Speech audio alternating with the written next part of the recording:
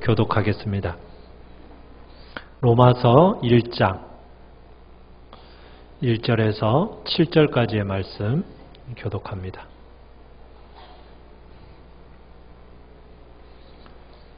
로마서 1장 1절에서 7절까지입니다.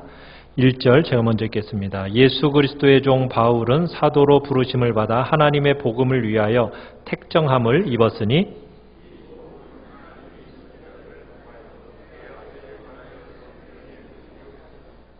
그의 아들에 관하여 말하면 육신으로는 다윗의 혈통에서 나셨고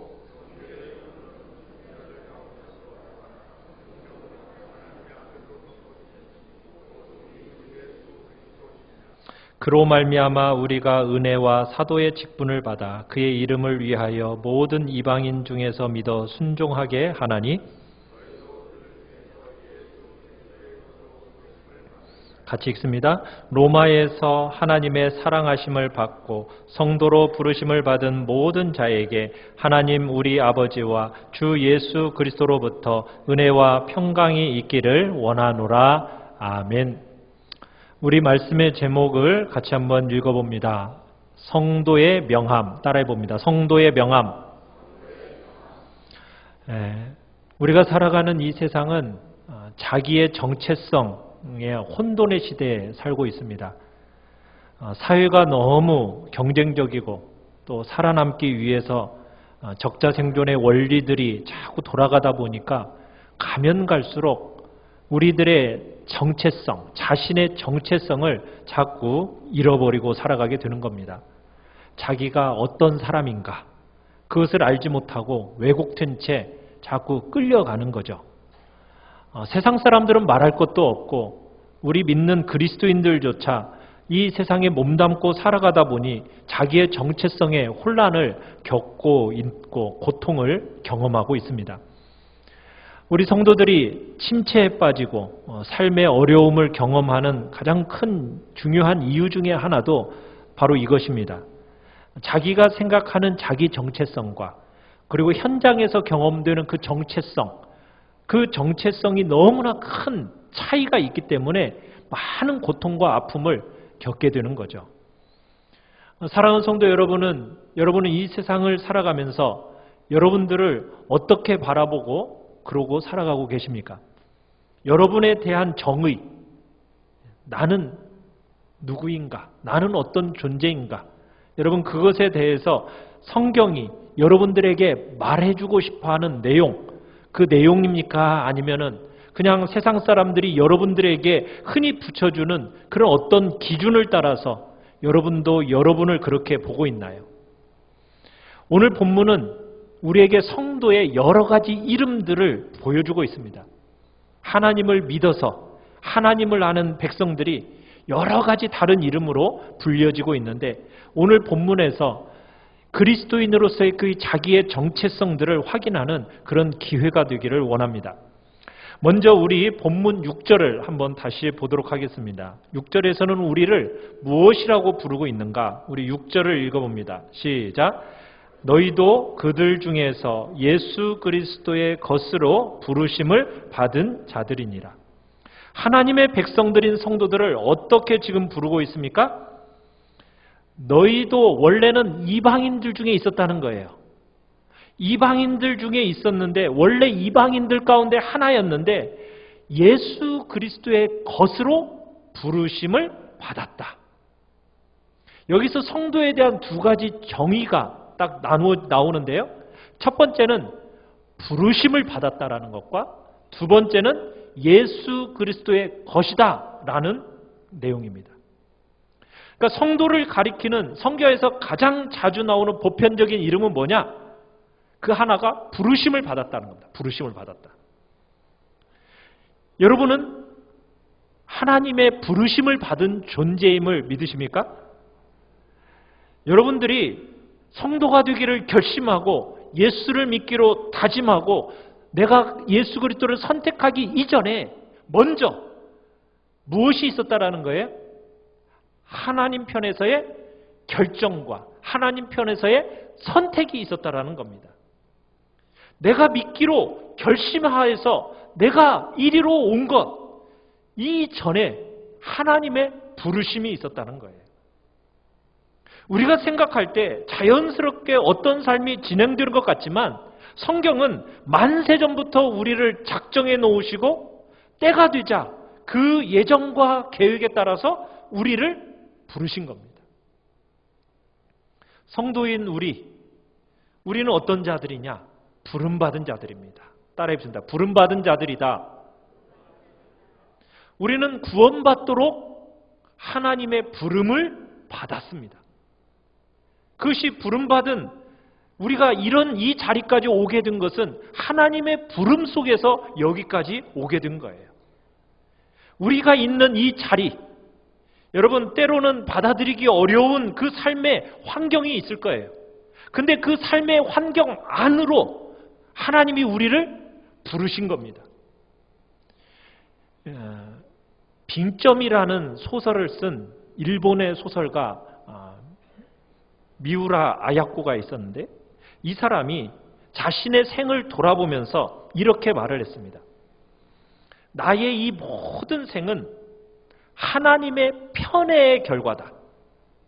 나를 남달리 사랑하신 하나님의 편애로 수많은 질병과 아픔 가운데 살았다. 이렇게 말하고 있어요.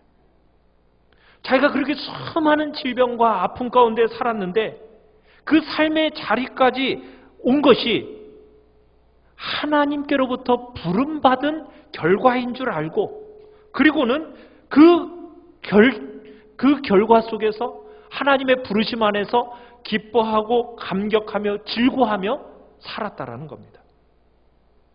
사랑하는 성도 여러분, 여러분은 여기까지 온 것이 그냥 어쩌다가 보니까 어찌 하다 보니까 여기까지 온 것 같은가요? 그게 아니라는 거예요. 우리의 결정과 우리의 결정의 연속 안에 우리의 삶에 구성되어 있는 무엇이 있다라는 겁니까? 하나님의 부르심이 있다라는 거예요. 내가 결정한 것 같죠? 그런데 그 결정 이전에는 뭐가 있었다고요? 하나님의 부르심이 있다는 거예요. 하나님의. 어떻게 보면 하나님의 부름을 우리들이 따라서 그것에 반응하면서 어떻게 보면은 우리의 인생을 살아가는 겁니다. 로마서 11장에 이런 말씀이 있어요. 사도 바울이 이런 말을 했어요. 로마서 11장 29절에 하나님의 은사와 부르심에는 후회하심이 없느니라. 하나님의 은사와 부르심에는 후회하심이 없다.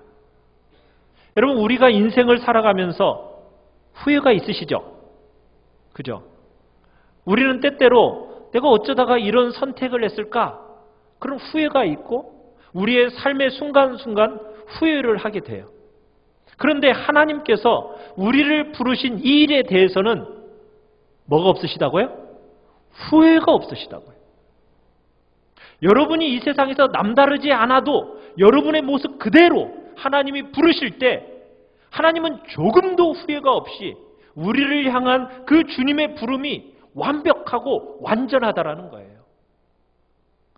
여러분이 인생을 살아가면서 여러분의 선택에 여러분은 후회할지도 모릅니다. 그렇지만 하나님이 여러분을 부르시고 여러분을 이끌어 가시는 그 삶에는 후회가 있을까요? 없을까요? 후회가 없습니다. 우리는 부르심을 받은 삶을 사는 자들이에요. 우리의 인생이 우리의 손과 우리의 결정에 다 달려있는 게 아니라는 거예요. 결국에는 하나님이 우리를 불러서 인도하는 그 삶을 우리가 살아가고 있는 겁니다. 우리는 하나님의 부르심을 받은 사람들입니다. 자, 두 번째. 성도를 어떻게 부르고 있습니까? 뭐라고 부르고 있다고요? 예수 그리스도의 것으로 부르고 있어요. 예수 그리스도의 것. 따라해주십니다. 예수 그리스도의 것. 여러분, 예수 그리스도의 것이라는 말에는 어떤 의미가 들어있습니까? 주님의 책임, 주님의 관리 안에 내가 들어와 있다라는 것을 의미합니다. 그러니까 여러분이 성도가 되고 나면 성도의 삶에 제일 먼저 일어나는 일 중에 하나가 무엇일까요? 여러분이 성도가 되면 여러분의 성도의 삶에 제일 먼저 일어나는 일이 뭐냐? 주인의 교체, 주인의 교체. 주인이 교체되는 겁니다. 일반적으로 사람들은 어떤 주인을 모시고 살까요? 어떤 주인?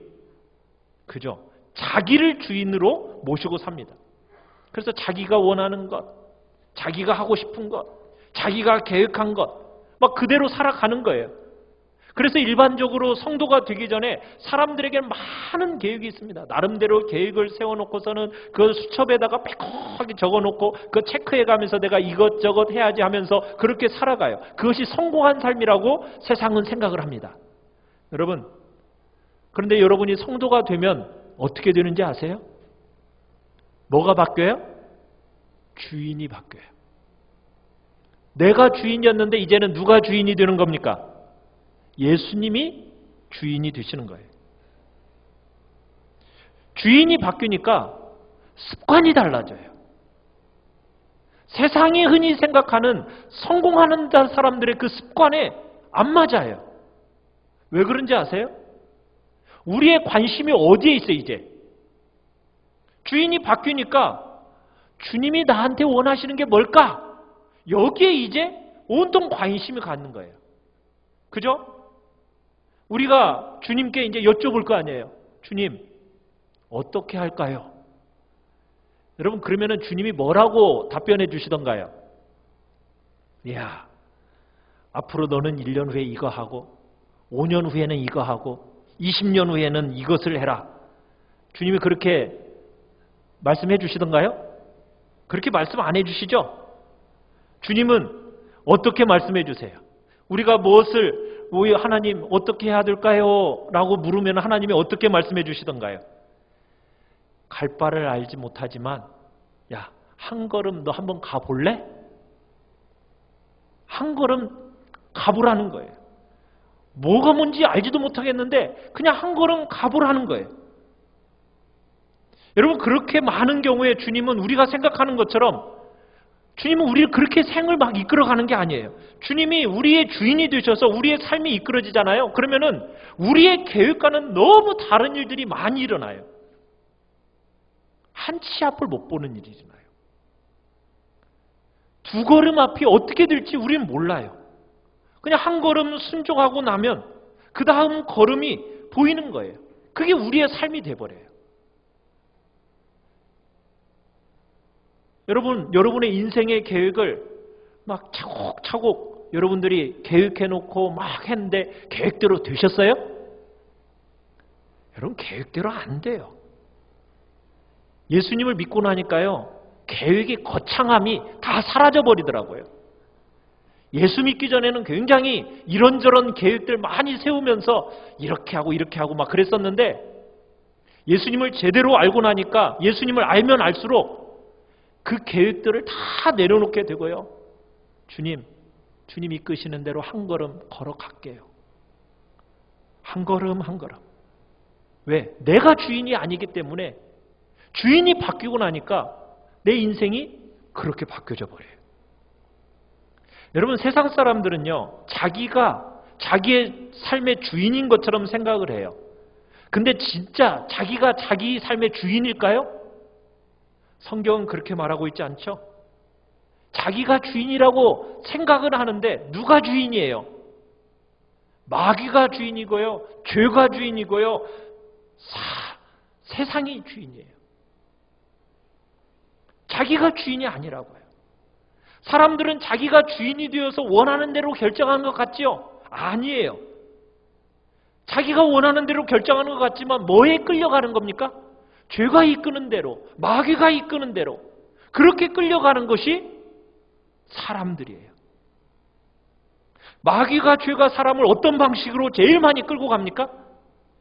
이 세상의 유혹을 가지고 그렇게 끌고 가요.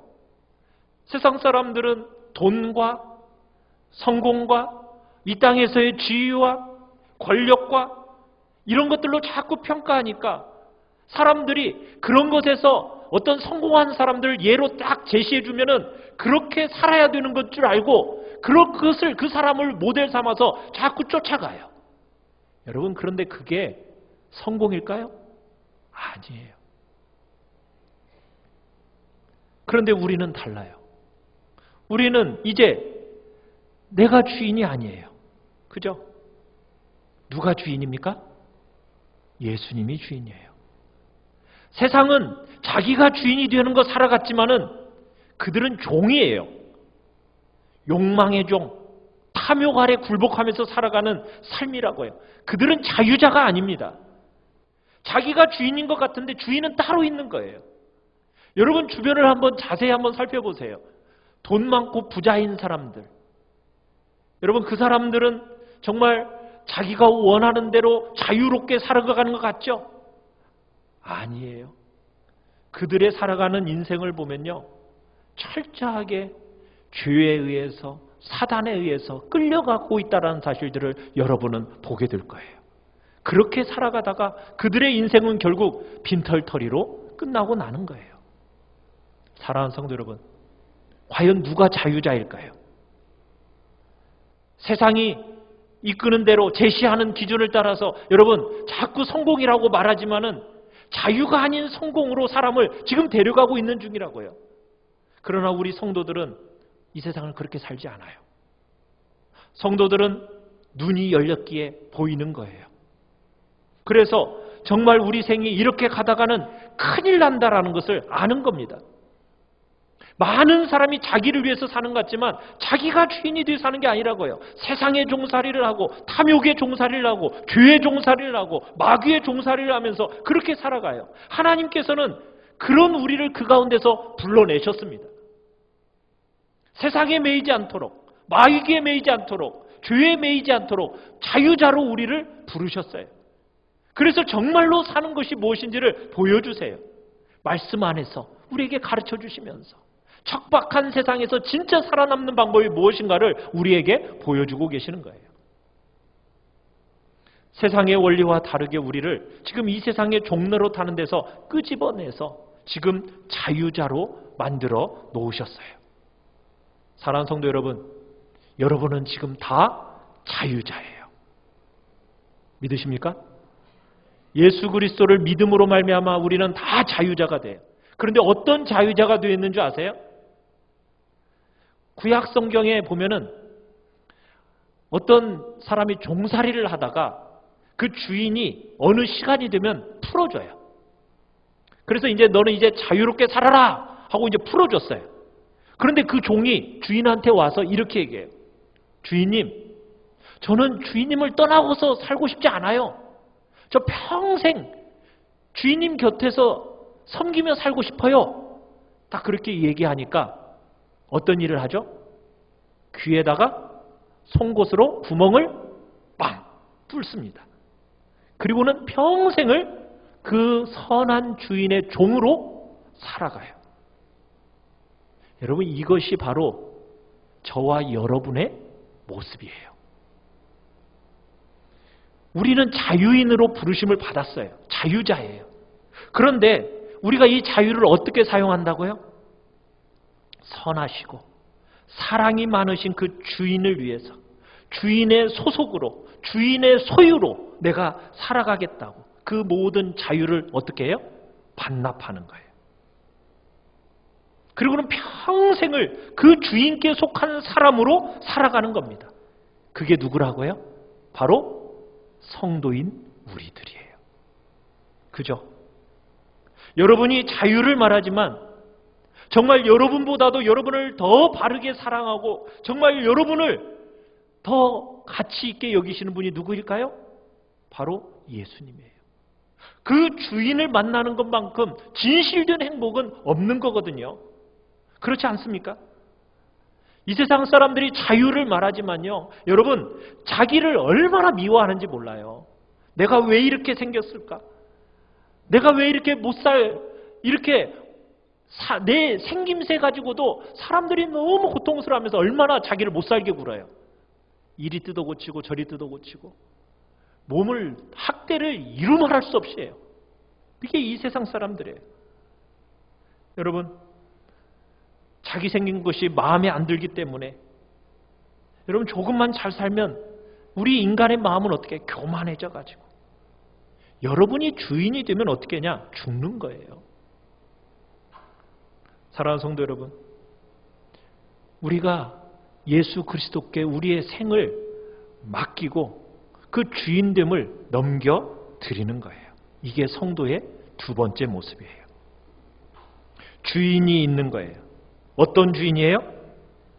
여러분이 주인으로 모시고 정말 섬기는 그 예수 그리스도는 어떤 분입니까? 자기의 모든 영광과 권세와 존귀를 다 내려놓고 우리의 낮고 천한 자리까지 내려오신 주인이세요. 우리를 위해서 자기 목숨을 버리신 주인. 이제 그분에게 우리의 생과 우리의 미래를 위탁하고 살아가는 거예요. 이게 성도입니다. 사랑하는 성도 여러분은 여러분의 생애 가운데 정말 중심에서부터 주님, 내 생애의 주인으로 나를 다스려 주세요. 내 인생 더 이상 내 것이 아니에요. 당신의 것이에요. 여러분 이렇게 진심 어린 고백을 하신 적이 있으세요? 하신 적이 있으세요? 왜 아무 답변이 없으세요? 있으시죠? 정말 내 인생 주님 앞에 다 돌려드리면서 주님 나 받아주세요. 여러분 그렇게 예수 그리스도를 주인으로 모시고 사는 자가 행복한 사람입니다. 여러분의 인생을 여러분이 책임지지 않고 여러분의 한 길을 앞도 모르지만 선하고 자비로우신 그 주님께 여러분의 생을 완전히 맡기고 살면 진짜 기쁨이 있는 거예요. 너무나 많은 사람들이 자기의 인생을 사는 것 같지만 정말 그럴까요? 그렇지 않아요. 주님을 만나서 제대로 된 주인께 여러분의 삶을 드려야만 진짜 여러분의 삶을 사는 거예요. 자, 세 번째로 성도들을 어떻게 부르고 있을까? 우리 7절을 읽어보겠습니다. 시작. 로마에서 하나님의 사랑하심을 받고 성도로 부르심을 받은 모든 자에게 하나님은 우리 아버지와 주 예수 그리스도로부터 은혜와 평강이 있기를 원하노라. 자, 여기서 세 번째는 뭐냐면 성도로 부르심을 받았다입니다. 성도로. 여러분은 우리를 지금 뭐라고 부르고 있다고요? 성도. 성도라는 말을 하도 많이 들으니까 뭐 별로 이렇게 가치 있게 안 다가오죠. 그냥 성도라고 하면은 거룩한 자라는 뜻이고 또 우리 말에는 복수의 무리라는 뜻이 들어있어요. 이 말을 그대로 옮기면은 여러분 성자라는 거예요. 성자. 그 교회 역사 안에서 성자라고 불리는 사람들이 있죠. 그래가지고 성 아무아무개. 그래가지고 특별하게 어떤 예외적이고 비상하고 탁월한 그런 몇몇 사람들을 가리켜서 교회 역사 속에서 성 아무아무개 이렇게 하는 거 보셨죠? 혹시 아시는 분, 아시는 사람 있습니까? 성 어거스틴, 성 베드로, 성 바울, 그 다음에 성 요한, 성 프란시스코, 성 하면서 많은 사람들이 성이라고 붙여지면서 이렇게 사람들을 불리워요. 근데 여러분 이것은요 가톨릭에 있어서 큰 오류입니다.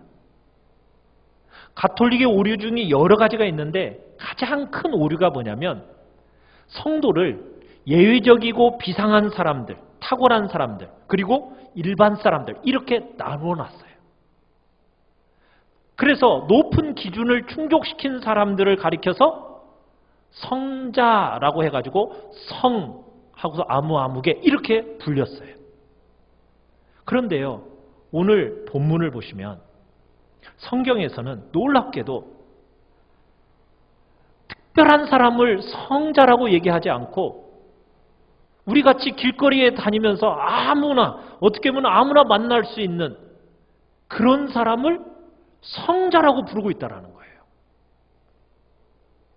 여러분의 옆 사람을 보십시오. 성자이십니다. 보세요. 성자가 옆에 있어요. 성자이세요. 성자. 성 이름을 불러주세요. 성 문호섭 막. 옆 사람한테 성이라고 우리는 다 붙여질 사람들이라는 거예요. 이게 바로 복음이요, 복음의 영광이고 교회의 영광입니다. 여러분 여기에 본질이 있어요. 세상 사람들은 우리를 바라보면서 야 그래도 마더 테레사 정도 같이 살아야 너한테 성자라고 불릴 수가 있지. 야 너 같은 사람한테 무슨 성자냐? 그 말에 여러분 동의가 되시죠? 동의가 돼요. 아유, 나같이 뭐 교회나 다니는 사람을 가리켜서 뭐 그리스도인이라고 얘기하면 됐지 내 같은 사람한테 무슨 성자야. 그래요. 과분하다고 생각이 되고 그리고 우리는 아마 그 말에 동의가 될 거예요. 그런데 성경은 뭐라고 얘기하고 있어요?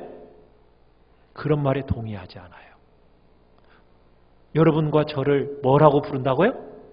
성자라고 부른다는 거예요.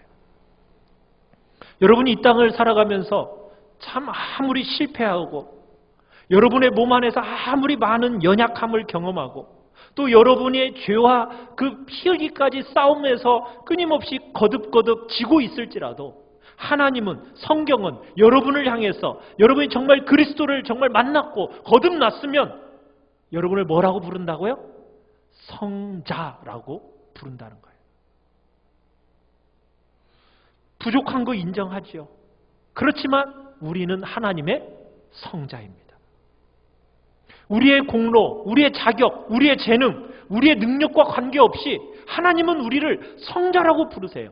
이유는 뭐예요? 하나님께서 자신의 아들을 십자가에 못 박아 죽이시면서 그 아들의 몸을 찢어서 우리 그 성소회장을 찢으심으로 말미암아 우리가 이제는 하나님 앞에서 거룩한 존재가 된 거예요.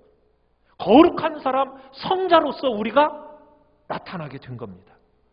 하나님께서는 우리가 정말 형편이 없죠. 보잘것없죠.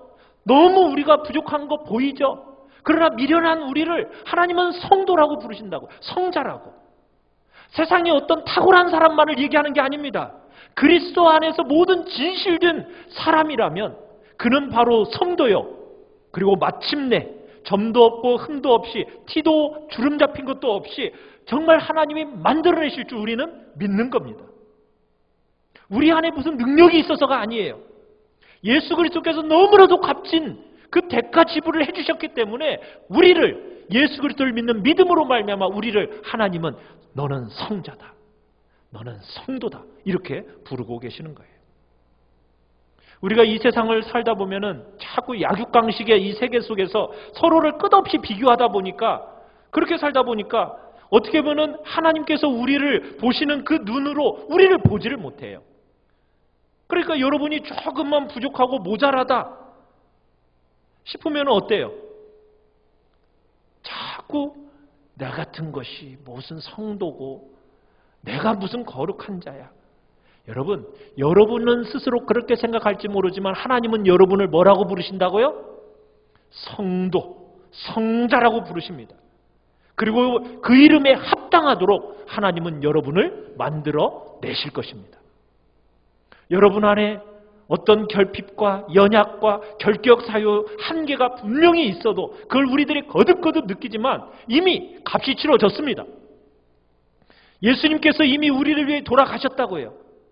그리고 주님이 다시 오시기까지 마침내 우리를 완벽한 거룩한 존재로 흠없고 티도 없고 주름 잡힌 것도 없는 완벽한 존재로 우리를 빚어내고 만들어 놓으실 거예요. 우리는 절대 완전한 사람이 아니에요. 그러나 우리가 우리를 평가하는 게 아니죠. 하나님이 우리를 뭐라고 보신다고요? 성도라고, 성자라고. 옆 사람한테 한번 인사해요. 당신은 성자이십니다. 당신은 성자이십니다. 네. 이름도 한번 불러보면서 성 누구누구 한번 불러주세요. 네. 하나님은 당신들을, 우리를 바로 그렇게 보고 계세요. 마지막으로 우리를 향해서 주님은 뭐라고 부르시느냐? 7절에 하나님의 사랑하심을 받은 자, 하나님의 사랑하심을 입은 자, 이렇게 부르고 있어요. 여러분이 남들보다 잘나지도 못했는데 남들보다 더 잘하는 것도 없는데 여러분을 하나님은 있는 모습 그대로 사랑하신다라고 말씀하십니다. 그럼 우리는 자꾸 사랑에 자꾸 조건이 자꾸 붙어요. 그죠? 여러분이 결혼해서 아내와 남편으로 부부로 붙여놓고 하나님이 보여주시길 원하시는 게 뭐예요? 사람을 사랑하는 것이 얼마나 어려운지를 보여주세요. 그죠? 부부로 살아가면서 야, 사람 하나 사랑한다는 게 이렇게 어려운 거구나. 이걸 깨달아 알도록 하시기 위해서 부부로 붙여놓고 살게 하시는 거예요. 우리가 사랑하기 위해서 자꾸 조건을 대잖아요. 자꾸 조건을 구해요. 우리가 사는 세상은 전부 조건으로 사람을 사랑합니다. 조건을 구비해야 사랑할 수 있다면서 그러면서 자꾸 메시지를 던져요. 이런 조건을 갖춰야 너 사랑해. 그러면서 마치 하나님 앞에서도 우리가 그래야만이 하나님께 사랑을 입는 것처럼 똑같이 우리도 생각하는 경향이 있어요. 그런데요, 오늘 본문을 보시면 주님께서 성도들을 뭐라고 말씀하시느냐? 성도들은 하나님의 사랑하심을 뭐한 사람이다? 받은 사람이다. 이렇게 해서 받은이라는 얘기는 뭐예요? 과거입니까? 현재입니까? 미래입니까? 과거예요, 과거. 받았다는 거예요. 주님이 우리를 사랑하셨다라는 거예요. 물론 지금도 사랑하시고 미래에도 사랑하시지만 하나님은 우리를 사랑하십니다. 우리는 사랑을 받은 자들입니다. 여러분, 우리가 하나님 앞에 예배를 잘 드리면 우리를 하나님이 사랑하시죠? 여러분이 정말 하나님 앞에서 착하고 거룩하게 삶을 살아야 하나님이 사랑하시죠? 그게 아니죠. 우리가 예배를 드리고 여러분들이 거룩한 삶을 사는 것이 사랑을 받기 위해서입니까? 아닙니다. 내가 뭔가 조건을 충족시켜야만이, 내가 먼저 뭔가 자격을 갖추어야만이, 그래야만이 하나님이 나를 사랑해 주시는 겁니까? 그게 아닙니다. 우리는 너무너무 자격도 조건도 구비되지 않았어요. 그럴 때 하나님이 우리를 사랑하셨습니다. 그 사랑을 우리는 받은 존재들이에요. 주님은 우리를 사랑하신다는 거예요. 사랑을 받은 자들이라고 성도를라고 지금 일컫고 있는 겁니다. 사랑하셔서 우리를 성도 삼으셨고 사랑하셔서 우리를 부르셔서 정말 사랑하셔서 우리를 자녀 삼으신 겁니다. 우리는 그 이름에 너무 걸맞지 않아요. 어떻게 보면 내 실체와 거리가 너무 멀어요. 그런데 그 모든 거리를 뭘로 다 메꿔 놓으셨어요? 사랑으로 다 메꿔 놓으셔서 내가 아무리 봐도 조건도 자격도 구비된 것도 없는데 그 사랑으로 다 메워가지고 주님은 우리를 받아주신 겁니다. 사랑하는 성도 여러분, 내가 아무리 봐도 조건과 자격 구비되지 않았어요. 여러분 그거 수없이 느끼잖아요. 그때 여러분은 뭐 하세요? 아유, 내가 그래도 이런 분들이 있어요. 아유, 제가 세례를 좀 받으려고 하더라도요, 좀 자격이나 갖추고 나서 세례 받지요. 아유, 제가 직분은 무슨 직분이에요? 제가 무슨 자격이나 갖춰야지요. 자격과 조건을 갖추고 여러분 구비되어져서 여러분 받을 사람이 얼마나 있을까요? 때가 되면요, 그때 가서 받을게요. 때가 올까요? 때가 안 옵니다. 여러분, 악한 우리와 사랑을 받고 있는 현실이 이 모든 주님의 사랑 때문에 메워지는 거예요. 우리에게 때는요 절대로 안 와요. 주님은 여러분을 사랑하셨습니다. 모든 진실된 성도들은 다 하나님의 사랑을 받은 자들입니다.